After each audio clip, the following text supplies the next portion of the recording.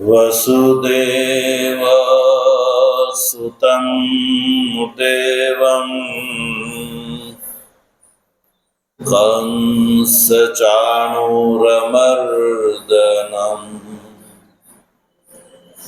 देवकी परमानन्दं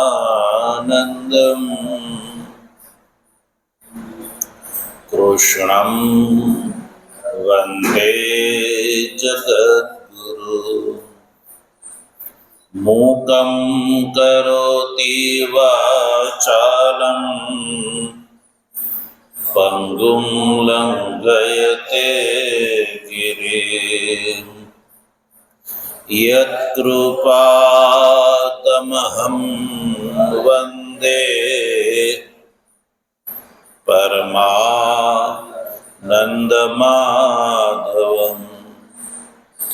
शङ्करं शङ्कराचार्यं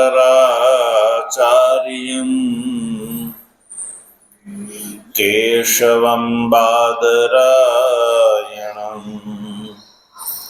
सूत्रभाष्य कृतौ वन्दे भगवन्तौ पुनः पुनः। ईश्वरो गुरुरात्मेति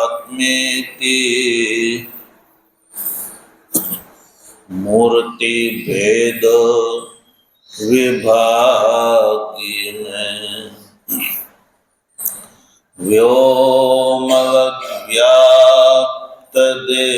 व्योमवद्व्याप्तदेहाय दक्षिणामूर्तये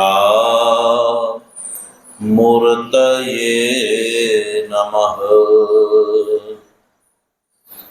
ओम शांति शांति शांति। तत्वजिज्ञासु सज्जनों, भगवत कृपाथी श्रीमद् भगवद गीताना शांकर भाष्य सहित विचार क्रमानुसार ज्ञान कर्म संन्यास योग नामक चतुर्थ अध्यायना 18मा श्लोकનો આપણે વિચાર કરી રહ્યા છીએ। આ શ્લોકમાં ભગવાન શ્રી કૃષ્ણ અર્જુનને એવું કહે છે કે કર્મમાં અકર્મનું દર્શન અને અકર્મની અંદર કર્મનું દર્શન જે કરે છે એ બુદ્ધિમાન છે, એ યોગી છે અને એ સમસ્ત કર્મ કરી ચૂક્યો છે માનો, યાની એ મુક્ત છે, કૃત્ય છે। ભગવાનના કયા અનુસાર કર્મમાં અકર્મનું દર્શન અને અકર્મમાં કર્મનું દર્શન કરવા વાળો જે છે એ યથાર્થદર્શી છે અને જ્ઞાની છે। તો સામાન્યતઃ પ્રથમ દ્રષ્ટિયા શ્રવણ કરવાથી પ્રશ્ન એવો ઊભો થાય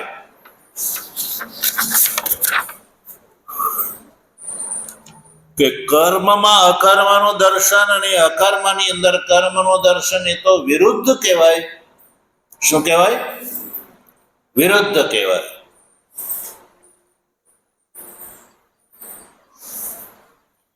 એટલે શંકા ઊભી કરી અને શ્લોકનું જે તાત્પર્ય, જે અર્થ છે એ ભગવાન ભાષ્યકાર બતાવે છે।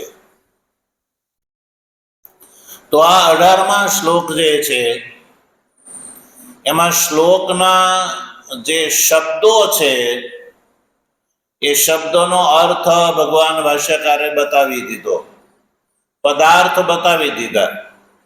કર્મણિ અકર્મ યહ પશ્યેદ અકર્મણિ ચ કર્મ યહ. એ શ્લોકના શબ્દો છે. શ્લોકના શબ્દો શું છે?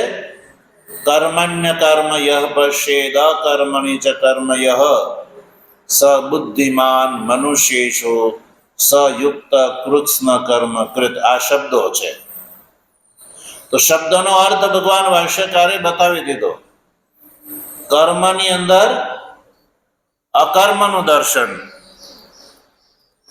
અને અકર્મની અંદર કર્મનું દર્શન. આ જે શ્લોકના શબ્દો છે એનો અર્થ ભગવાન ભાષ્યકાર બતાવી ચૂક્યા કે આ જે દેહ છે એની અંદર જે સામાન્યતઃ જે વ્યાપાર થઈ રહ્યો છે, ચાહે એ વ્યાપાર વિહિત હોય, અવિહિત હોય, અવિહિત યા પ્રતિષિદ્ધ યા એનાથી ભિન્ન કોઈ પણ પ્રકારનો દેહનો જે વ્યાપાર છે એ વ્યાપાર રૂપી કર્મની અંદર અકર્મ એટલે કે કર્મનો અભાવ નું દર્શન કરવું. આત્મા જે છે કેવો છે? એની અંદર કર્મ નથી. એટલે દેહના વ્યાપાર ને જોઈને આ જે જળ દેહ છે એ દેહનો આધાર આત્મા જે છે એ અક્રિય છે. કેવો છે? અક્રિય છે. એની અંદર કર્મનો અભાવ છે. એટલે આત્મામાં કર્મનો અભાવ છે. એટલે કર્મનો અભાવ જો જોવે છે. તો કર્મમાં કર્મનો અભાવ જોવો અર્થાત કે આ જે દેહ છે એ દેહથી આત્માને ભિન્ન જોવો. અર્થાત કે આ દેહ છે એ આત્મા નથી, પણ આત્મા દેહથી ભિન્ન છે. તો વિચાર કરો, દેહને જે આત્મા માનીને ચાલે એ જ્ઞાની કે દેહથી હું આત્મા જુદો છું માને એ જ્ઞાની? બોલો, તમને પડી?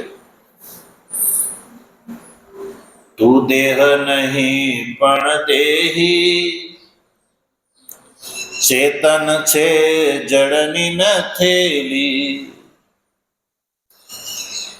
ભગવાન શ્રી કૃષ્ણ અર્જુનને કહે છે કે અર્જુન તું દેહ નથી, પણ તું દેહથી ભિન્ન દેહી છો, આત્મા છો.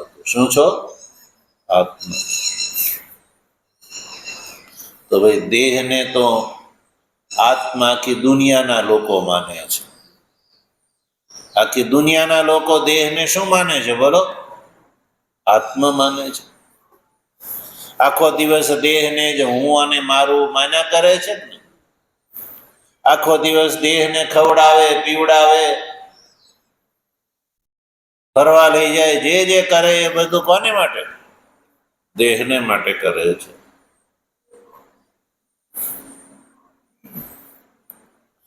તો લોકોની આ જે ભ્રાંતિ છે એ ભ્રાંતિને દૂર કરવા માટે ભગવાન શ્રી કૃષ્ણે અર્જુનને કહ્યું કે કર્મની અંદર અકર્મનું દર્શન. એટલે કે આ જે દેહ છે એની અંદર જે વ્યાપાર જોવા મળે છે, જળ હોવા છતાં જે ક્રિયા જોવા મળે છે એ આત્મા અધિષ્ઠિત છે. આત્મ ચૈતન્યના અભાવમાં દેહની અંદર કોઈ ક્રિયા સંભવ નથી. અને એનાથી આ વાત પણ સ્પષ્ટ થઈ જાય છે કે દેહ જળ છે છતાં એની અંદર ક્રિયા થઈ રહી છે એ આત્મા અધિષ્ઠિત છે અને આત્મા ચૈતન્ય છે. એટલે દેહ જળ હોવા છતાં દેહની અંદર ક્રિયા પ્રતીત થાય છે. એટલે જળ દેહથી આત્મા ભિન્ન છે એ સ્પષ્ટ સાબિત થઈ જાય છે. તો કર્મની અંદર અકર્મ અને અકર્મ કે લોકો જેને કર્મા ભાવ માને છે, ચૂપચાપ બેસી રહેવું. દેહ જે છે એ જ્યારે ચૂપચાપ બેઠો હોય ત્યારે લોકો એમ કે ભાઈ આ તો નઠાલો બેઠો છે તો કર્મા ભાવ જોવે છે. પણ જ્ઞાની કહે છે કે કર્મા ભાવ નથી, એ શું છે? કર્મ છે. એટલે અકર્મની અંદર એટલે કે કર્મા ભાવની અંદર કર્મનું દર્શન. તો બે શું? પ્રવૃત્તિ એ કર્મ છે અને નિવૃત્તિ એ પણ કર્મ છે સજ્જન. તો કોઈ ચાલતો થાય અને ઊભો રહે, યા કોઈ હલતો ચલતો હોય ને સ્થિર થઈ જાય, તો બંને આખિર પ્રયત્ન પૂર્વક જ છે ને. બંને ક્રિયા કેવી છે? પ્રયત્ન પૂર્વિકા છે સજ્જનો. દાખલા તરીકે આ મુઠ્ઠી વાળીને રાખી, મુઠ્ઠી વાળીને રાખી, તો મુઠ્ઠીમાં કઈ ક્રિયા થાય છે? કઈ ક્રિયા નથી ને.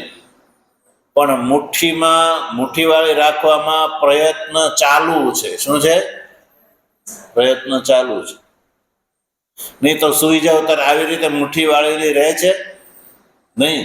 સ્વાભાવિક હાથ પડ્યો હોય તો મુઠ્ઠી વાળીને રાખો, એ જેમ પ્રયત્નપૂર્વક છે, એવી રીતે ચૂપચાપ બેસી રહેવું એ પણ શું છે? પ્રયત્નપૂર્વક, એટલે કર્મ છે. તો આમ કર્મની અકર્મની પેલું છે કર્મની અંદર અકર્મનું દર્શન અને અકર્મની અંદર કર્મનું દર્શન. એની સ્તુતિ ભગવાને કરી કે એ બુદ્ધિમાન છે, એ યુક્ત એટલે યોગી છે, અને એ સમસ્ત કર્મ કરી ચૂક્યો છે. તો કર્મ અને અકર્મની અંદર ઇતરેતર દર્શી જે છે એની ભગવાને ઉત્તરાર્ધમાં સ્તુતિ કરી. તો આ રીતે શ્લોકના જે શબ્દો છે, એ શબ્દોત્થ જે અર્થ છે એ ભગવાન ભાષ્યકારે સ્પષ્ટ કરી દીધો. હવે જે ભગવાનના આ કથનનું જે તાત્પર્ય જે છે એ નથી સમજાણું, તો એવા જે છે એ ભગવાનના કથનની અંદર વિરોધની શંકા ઊભી કરે છે. ભગવાનનું આ કથન કેવું છે? વિરુદ્ધ છે. શું વિરુદ્ધ? કે ભાઈ જે કર્મ છે એને અકર્મ કેવું રીતે જોવું, અને જે અકર્મ છે એમાં કર્મનું દર્શન કેવી રીતે સંભવ છે? ભાઈ એ તો પરસ્પર વિરુદ્ધ છે. તો ભગવાન ભાષ્યકાર આ વિરોધની શંકા ઊભી કરી અને એનું સમાધાન કરે છે. જો ભાષ્યમાં જો, નનુ કિમિદમ વિરુદ્ધમ ઉચ્યતે. મળ્યો પાઠ? નનુ કિમિદમ વિરુદ્ધમ ઉચ્યતે. શંકા છે. શંકા ઊભી કરી અને ઉત્તર આપે છે. શંકા કરવાવાળો એવું કહે છે કે ઇદમ વિરુદ્ધમ કથમ કિમ ઉચ્યતે. આ તમે વિરુદ્ધ કેમ બોલો છો? કે કર્મમાં કર્મને અકર્મ જુઓ અને અકર્મને કર્મ જુઓ, એ તો વિરુદ્ધ છે ને. ભાઈ કર્મ અકર્મ કેવી રીતે, અને જે અકર્મ છે એ કર્મ કેવી રીતે? તો વિરુદ્ધ છે. એટલે કહ્યું નનુ કિમિદમ વિરુદ્ધમ ઉચ્યતે કર્મણિ અકર્મ પશ્યેદ ઇતિ. यही विरोध, कर्मની અંદર અકર્મનું દર્શન કરવું એ વિરોધ, અને અકર્મણે ચ કર્મ ઇતિ એ પણ વિરુદ્ધ છે. તો પૂછવામાં આવે કે ભાઈ કેમ વિરોધ છે? સમજાવો તમે, આમાં વિરોધ વાત શું છે? તો જો પૂર્વ પક્ષી કહે છે નહીં કર્મ અકર્મ સ્યાત, અકર્મ વા કર્મ.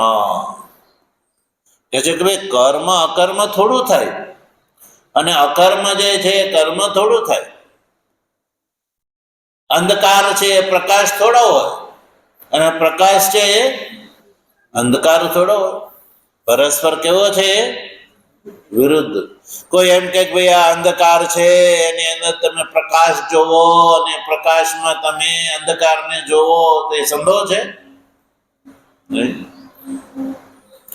તો પૂર્વ પક્ષી પણ એ જ કહે છે કે ભાઈ કર્મની અંદર કર્મ અકર્મ નથી થતું અને અકર્મ કર્મ નથી થતું, એટલે આ તમારું કથન છે એ વિરુદ્ધ છે. તત્ર વિરુદ્ધમ કથમ પશ્યેત દ્રષ્ટા.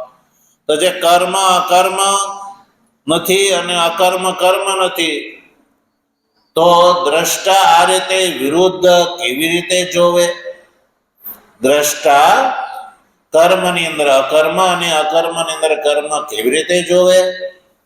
કારણ કે એ તો પરસ્પર વિરુદ્ધ છે. તો અહીંયા સુધી પૂર્વ પક્ષીની શંકા છે.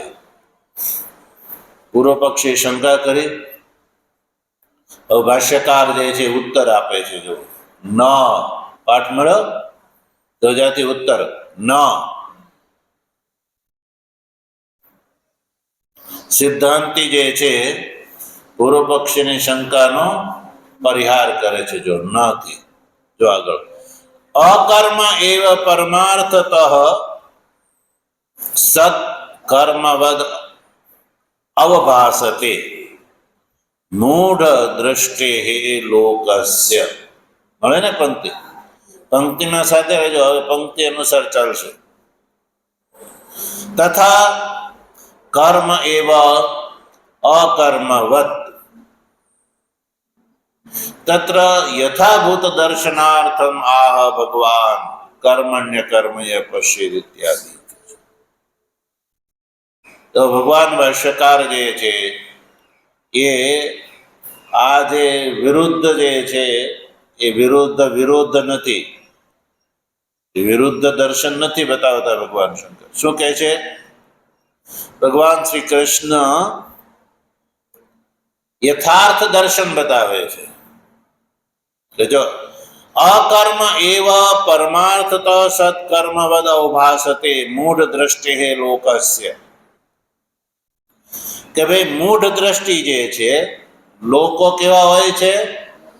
સામાન્ય મનુષ્ય મૂઢ દ્રષ્ટિ. એટલે મૂઢ દ્રષ્ટિ લોકસ્ય, મૂઢ દ્રષ્ટિ વાળા જે લોકો છે એ લોકોને શું થાય છે? અકર્મ જે વસ્તુતઃ છે, પરમાત્મા કેવા છે, આત્મા કેવો છે? અકર્મ છે. પરમાર્થતઃ આત્મા અકર્મ એવ સત, અકર્મ હોવા છતાં પણ મૂઢ દ્રષ્ટિને કર્મવદ અવભાસતે. મૂઢ દ્રષ્ટિ એને શું જોવે છે? કર્મ જોવે છે. કર્મવદ જોવે છે. દાખલા તરીકે ચોમાસાનો સમય હોય, ચોમાસાના સમયમાં વાદળા જ્યારે થાય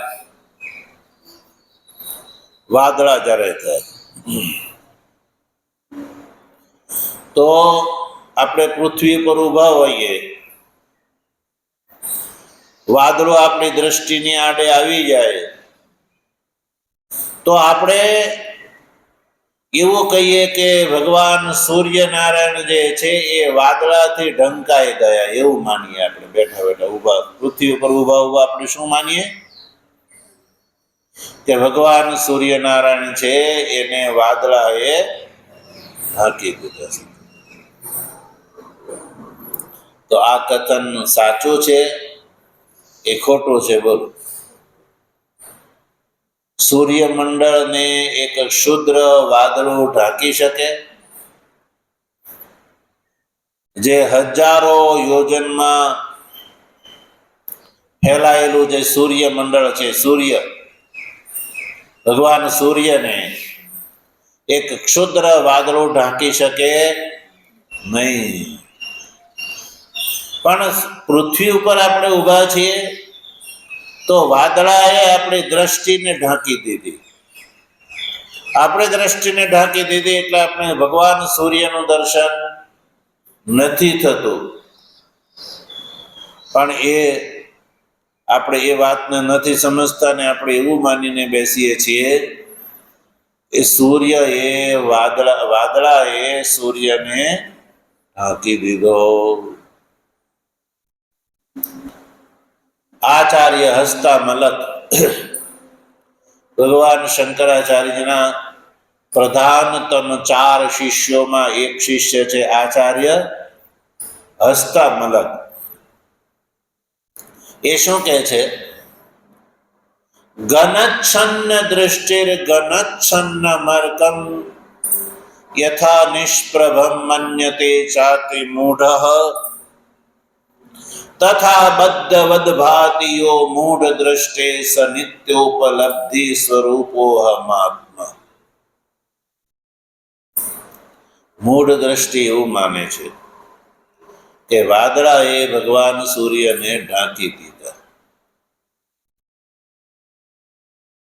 અને મૂળ દ્રષ્ટિ જે છે વાદળાથી ઢંકાઈ જવાના કારણે ભગવાન સૂર્યને નિષ્પ્રભમ માને છે, પ્રભાહીન માને છે. તો સૂર્યની પ્રભા તો ક્યારેય સમાપ્ત થઈ નથી, પણ મૂળ દ્રષ્ટિ શું માને છે? ભગવાન સૂર્યને પ્રભા રહિત માને છે. એવી જ રીતે જે આત્મા છે એ ક્યારે બંધાતો નથી, પણ મૂળ દ્રષ્ટિથી એ બંધાયેલો હોય એવો લાગે. તથા બદ્ધવદ ભાતિયો મૂળ દ્રષ્ટિ. મૂળ વ્યક્તિ આત્માને બંધાણેલો માને છે, એવો જે નિત્ય ઉપલબ્ધ એવો આત્મા હું છું. આવો અનુભવ આચાર્ય હસ્તમલક જે છે એ બતાવે છે. તો એનાથી નક્કી થઈ ગયું કે જે મૂળ દ્રષ્ટિ જે છે એ પરમાત્મા વસ્તુ તો અકર્મ છે, એની અંદર કોઈ કર્મ ક્રિયા સંભવ નથી, છતાં પણ મૂળ દ્રષ્ટિ એને કર્મવદ અવભાસતે, કર્મને ક્રિયાવાન જોવે છે, ક્રિયા ભગવાનમાં થઈ રહી છે એવું માને છે, પણ વસ્તુ તો એવું. તથા કર્મ એવા કર્મવદ. હવે ચૂપચાપ બેસી રહેવું એ વસ્તુતઃ જે છે અકર્મ છે, પણ મૂળ દ્રષ્ટિ શું માને છે? એને અકર્મ માને છે. એટલે કહ્યું કે તથા કર્મ એવો અકર્મવદ. જે કર્મ છે વસ્તુતઃ બેસવું એ એક કર્મ છે, પણ મૂળ દ્રષ્ટિ એને શું માને છે? અકર્મ માને છે. એટલે આ જે મૂળ દ્રષ્ટિનું જે ઉલટું દર્શન છે, વિરુદ્ધ દર્શન તો મૂઢનું છે. વિરુદ્ધ દર્શન કોનું છે? મૂઢનું છે.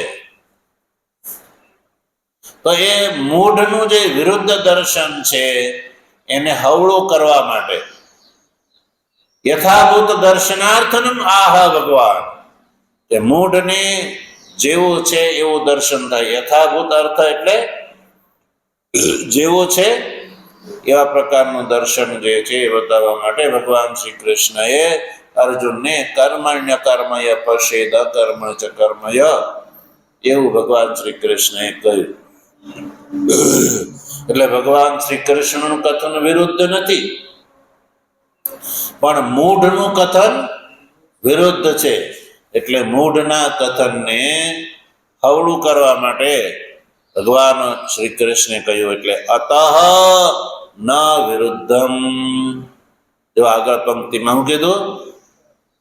અતઃ ન વિરુદ્ધમ, એટલે ભગવાનનું કથન અહીંયા વિરુદ્ધ નથી, વિરુદ્ધ દર્શન નથી.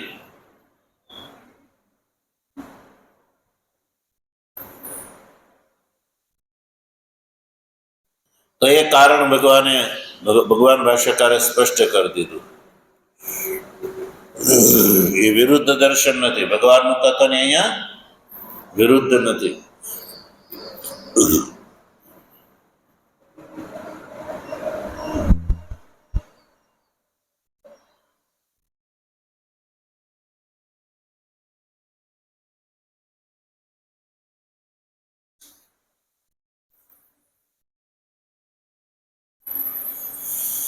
અતઃ ન વિરુદ્ધમ, એટલે ભગવાનનું કથનમાં ક્યાંય પણ વિરોધ નથી. ભગવાને તો સત્ય જ્ઞાન મૂઢને થાય એ દ્રષ્ટિથી કહ્યું છે. એટલે કર્મની અંદર અકર્મ દર્શન અને અકર્મની અંદર કર્મ દર્શન ન વિરુદ્ધમ, એમાં કોઈ વિરોધ નથી. તો પછી બીજો પ્રશ્ન ઉભો થયો કે ભગવાને યથાભૂત દર્શન માટે આવું કહ્યું છે, એ કેવી રીતે ખબર પડે? તો આગળ હેતુ બતાવ્યો જો બુદ્ધિમત્વાદિ ઉપપત્તેશ્ચ. બુદ્ધિમત્વાદિ બુદ્ધિમાન, યોગી અને કૃષ્ણ કર્મકૃત એ મૂઢની અંદર સંભવતું નથી, જ્ઞાનીની અંદર સંભવે છે. એટલે ભગવાનનું કથન તો યથાભૂત દર્શન છે, અને યથાભૂત દર્શન કરવા વાળાને બુદ્ધિમાન કહેવામાં આવે છે. સજ્જનો, જે સુક્તિ છે એને રજત જોવે તો એ બુદ્ધિમાન કે સુક્તિને સુક્તિ જોવે એ બુદ્ધિમાન? બોલો. એ રજત છે એને સુક્તિ જોવે તો એ મૂર્ખ છે, મૂઢ છે.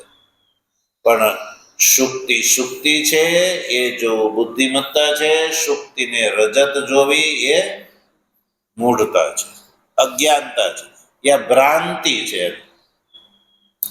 એટલે બુદ્ધિમાન કોને કહેવામાં આવે? જે યથાભૂત દર્શન કરે એને બુદ્ધિમાન કહેવામાં આવે. એટલે જો ભગવાનનું કથન યથાર્થ છે એ બુદ્ધિમત્વાદી તો જ ઉપપન્ન થઈ શકે છે, નહીં તો નહીં. બુદ્ધિમત્વાદી ઉપપત્તિશ્ચ, ભગવાનનું કથન અવિરુદ્ધ હોય તો જ બુદ્ધિમત્વાદી ઘટે, નહીં તો ન ઘટે. સંસારમાં ઉલટા દર્શન કરવા વાળાને ક્યારે કોઈ બુદ્ધિમાન કહેતો નથી. એટલે બુદ્ધિમત્વાદી ઉપપત્તિ ત્યારે જ સંભવ છે ભગવાનનું વચન જે છે અવિરુદ્ધ હોય તો. જો આગળ ભગવાન શું કહે છે? ભાષ્યકાર આગળ કહે છે, બૌદ્ધવ્યમ ઇતિ ચ યથાભૂત દર્શનમ ઉચ્યતે. બૌદ્ધવ્યમ, કારણ કે આ પૂર્વમાં ભગવાન શું કીધું? કર્મણો અપી બૌદ્ધવ્યમ, બૌદ્ધવ્યમ ચ વિકર્મણ, અકર્મણશ્ચ બૌદ્ધવ્યમ ગહના કર્મણો ગતિ.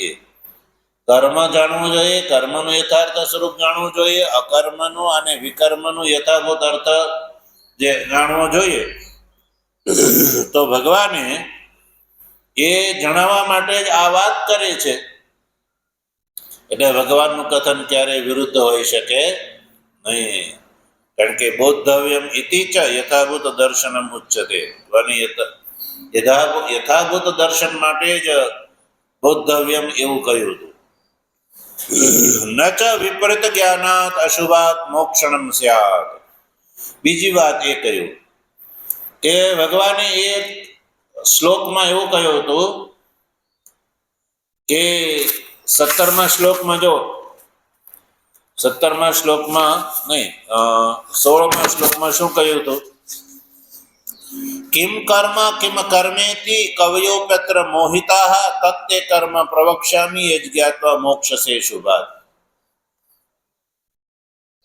એવું કહ્યું. કર્મ અકર્મ જે છે એના સ્વરૂપને જાણવામાં કવિ પણ મોહિત થઈ જાય છે. એ અર્જુન, હું તને એ કર્મનું યથાર્થ સ્વરૂપ બતાવું છું, જે થકી તું અશુભથી મુક્ત થઈ જઈશ. આવી ભગવાને પ્રતિજ્ઞા કરી છે ત્યાં કે યજ્ઞાત્વા એટલે કર્મના યથાર્થ સ્વરૂપને જાણીને તું અશુભ સંસારથી મુક્ત થઈ જઈશ. તો ભગવાને આવી પ્રતિજ્ઞા કરી. તો ભગવાન જે છે આવું કહી અને પછી વિરુદ્ધ થોડું બતાવે? એટલે ભગવાને તો કર્મનું જે વાસ્તવિક સ્વરૂપ છે એ બતાવ્યું, અને એ બતાવવાથી જ જ્ઞાન જે મુક્ત થઈ શકાય છે. એટલે યજ્ઞાત્વા મોક્ષસે અશુભાત ઇતિ ચ ઉક્તમ. જો વિરુદ્ધ દર્શનથી કોઈ અશુભથી મુક્ત થઈ શકે નહીં. એટલે ભગવાનનું કથનમાં ક્યાંય વિરોધ નથી. તસ્માત કર્મ અકર્મણી વિપર્યયેન ગૃહીતે પ્રાણીભિઃ. સંસારના જીવો જે છે એને ભ્રાંતિથી કર્મ છે એને અકર્મ માની રાખ્યું છે, અને જે વસ્તુ તો અકર્મ છે એને કર્મને માનીને રાખ્યું છે પ્રાણીઓએ. તદ વિપર્ય ગ્રહણ નિવૃત્ત્યર્થમ ભગવત વચનમ. તો આ મૂઢ જે જીવો છે એનું જે વિપર્ય એટલે ઉલટું ગ્રહણ છે, એ ઉલટું ગ્રહણની નિવૃત્તિ માટે ભગવાન શ્રી કૃષ્ણએ કર્મની અંદર અકર્મ અને અકર્મની અંદર કર્મના દર્શનનું અહીંયા વાત અર્જુનને કરી છે. કર્મ અકર્મ ઇત્યાદિ. એટલે ભગવાનના કથનની અંદર જે વિરોધની આશંકા હતી એ વિરોધની આશંકા ભગવાન ભાષ્યકારે દૂર કરી દીધી કે ભગવાનના કથનની અંદર ક્યાંય વિરોધ નથી. કારણ કે વિરોધ દર્શનથી કોઈ વ્યક્તિ જે છે સંસારથી મુક્ત ન થઈ શકે અને બુદ્ધિમત્વાદી ગુણ પણ એની અંદર સંભવે નહીં. અને ભગવાને એ કર્મની અંદર અકર્મ અને અકર્મની અંદર કર્મ જોવાવાળાને બુદ્ધિમાન કયો છે અને સંસારથી એ મુક્ત થઈ જાય છે એવું કહ્યું છે. હવે અહીંયાથી એક બીજી જે આવે છે એમાં શંકા છે. એ શંકાને દૂર કરવા માટે ભગવાન ભાષ્યકાર આગળ લખે છે. એમની કૃપા હશે તો આગળ વિચાર કરીશું. ઓમ વસુદેવ સુતમ દેવમ કંસચાણૂરમર્દનમ દેવકી પરમાનંદમ કૃષ્ણં વંદે જગદ્ગુરુ મૂકં કરોતિ વાચાલં પંગું લંઘયતે ગિરિં યત્કૃપાતમહં વંદે પરમાનંદમાધવં શંકરં શંકરાચાર્યં કેશવં બાદરાયણ સૂત્રભાષ્ય કૃતૌ વંદે ભગવन्तौ પુનઃ પુનઃ. ઈશ્વરો ગુરુરાત્મેતિ મૂર્તિભેદ વિભાગિન વ્યોમવદ્વ્યાપ્તદેહાય દક્ષિણામૂર્તયે નમઃ. ઓમ શાંતિ શાંતિ શાંતિ. સદગુરુ